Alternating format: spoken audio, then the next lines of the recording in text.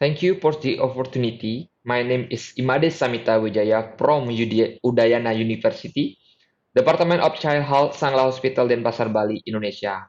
On the screen, there is my paper ID. I will present it case report with a title is Cisplatin chemotherapy for hepatoblastoma induced a carpopedal spasm due to hypocalcemia and hypomagnesemia, a case report. Introduction. Chemotherapy of cisplatin for hepatoblastoma seem to be very effective in the prevention of metastasis and cell cancer eradication. The patient with cisplatin was occurring hypomagnesemia caused by renal tubular damage, leading to increased renal wasting of magnesium. And this is a common side effect in 90% patients. Doxorubicin is also thought to possess a similar, lowering effect on serum magnesium, although its sole effect has not been fully evaluated. This is my case report. 2-year-old boy with a story of hepatoblastoma chemotherapy who presented to emergency room with complaints of stiffness on his fingers. The parents said that symptoms began on 1 hour before admission. The symptoms appear on the finger of both ends. He was 7 days out from his pipe cycle with cisplatin and doxorubicin chemotherapy. He was treated with an infusion of 9.4 mg of cisplatin 5 times and 11.75 mg of doxorubicin 3 times every 3 weeks.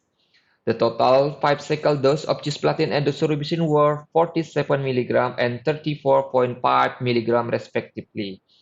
The patient was not historically taking any drugs like diuretic, glucocorticoid, or calcium supplementation. This is the picture of the patient with the physical examination. So the adduction of the thumb over the palm, followed by a flexion of metacarpophalangeal, extension of the interphalangeal, adduction of the extended all finger, and flexion of the wrist and elbow on the both hand. This is a laboratory result on the data values 5-cycle chemotherapy. You saw in the table the calcium after chemotherapy is 5.1 and the magnesium is 0.46. The total serum 25-HOHA vitamin D was 26.9 and the calcium urine with 5.23. That is higher for the 24-hour. The patient was not historic magnesium urine and urinary CAMP was not checked. The electrocardiogram saw sinus rhythm with a rate of 150 times per minute and normal VR interval and normal QTc interval. The patient also check analysis were within normal limit. The average urine output of this patient was 2.05 milli per body weight in per hours. Comprehensive management was given, such as a patient have anemia. The patient is gave a 125 red cell transfusion for the anemia, 100 milliliter thrombocyte concentrate for the thrombocytopenia, and the oral potassium maintenance for hypokalemia also. The patient was treated with intravenous magnesium sulfate and a calcium gluconate until the symptom of the carpopedal spasm is disappear. The patient had received 2,300 total of intravenous magnesium sulfate and 8,300 magnesium milligram of intravenous calcium gluconate.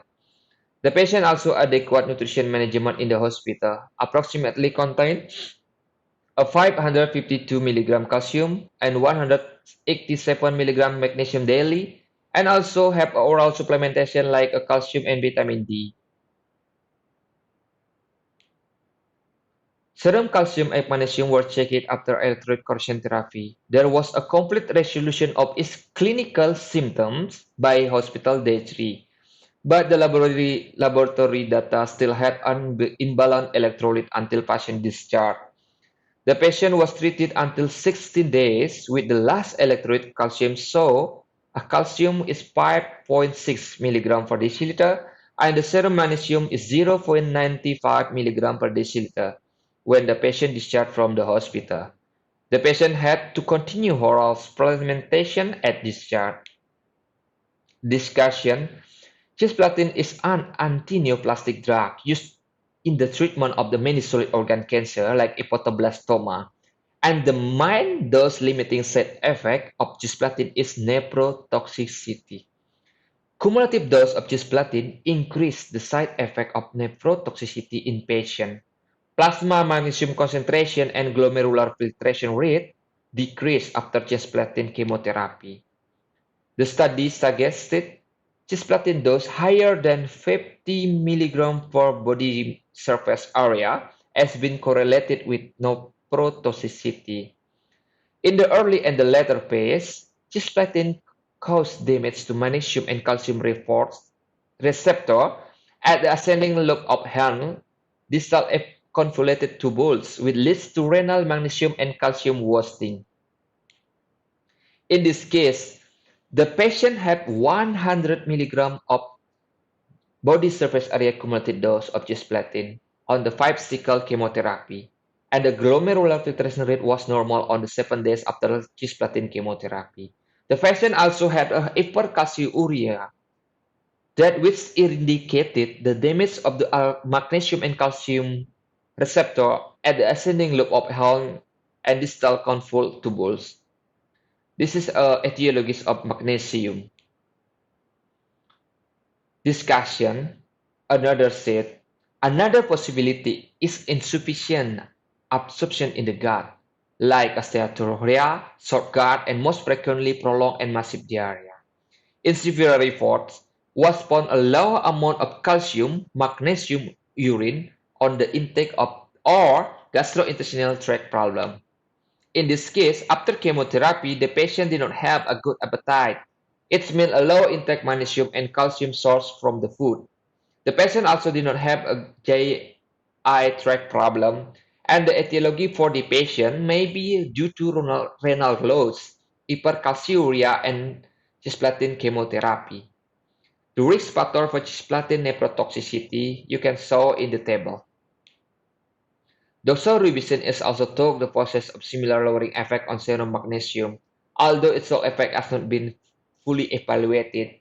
I cannot this explanation about this because has not been fully evaluated. Hypocalcemia may be secondary to hypomagnesemia and also that was correlated with parathyroid hormone.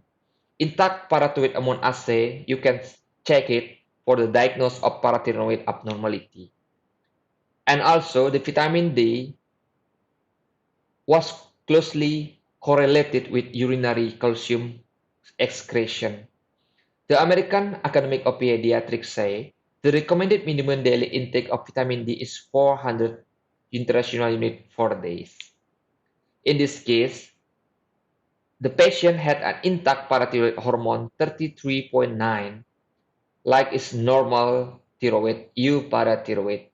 So the cause secondary hypocalcemia was not related to any abnormality in the parathyroid hormone. Maybe it's secondary of hypomagnesemia. And also this patient with a vitamin D were insufficiency, the lack of the abnormal. The patient had a 200 international unit vitamin D oral supplementation and received approximately 670 international unit vitamin D from the food daily. Another discussion, the clinical symptom of hypomagnesemia is occur when the level of magnesium is less than 1.0 milligrams, and also calcium is less than 8.5 milligram. The acute symptom most often related neuromuscular irritability. Some patients develop electrocardiogram abnormality like arrhythmia, prolonged QTc interval, and ST depression. This cardiovascular spasm is exacerbated by hypomagnesemia. In this case, the patient was grade 4 severity of hypomagnesemia and hypocalcemia. The cardiovascular spasm occur when the level calcium 5.1 and magnesium serum level 0.46, but the electrocardiogram found anormal. The recommended therapy for this patient also give intravenous calcium gluconate and also the continuous intravenous, after that the oral medication. The prevent them of lowering magnesium level by giving also intravenous magnesium infusion on the chemotherapy. In this patient, is also have a magnesium sulfate and calcium gluconate intravenous. The patient didn't have prevented by intravenous magnesium and calcium supplementation, had cisplatin chemotherapy. This is summary. This case emphasizes the importance of the observation side effect of cisplatin and doxorubicin, mostly increase a higher cumulative dose. The patient receiving cisplatin and doxorubicin chemotherapy should be had a calcium magnesium supplement after therapy. An additional oral medication at the time of administration may be given to this patient due to recurrent symptomatic hypocalcemia and hypomagnesemia after chemotherapy.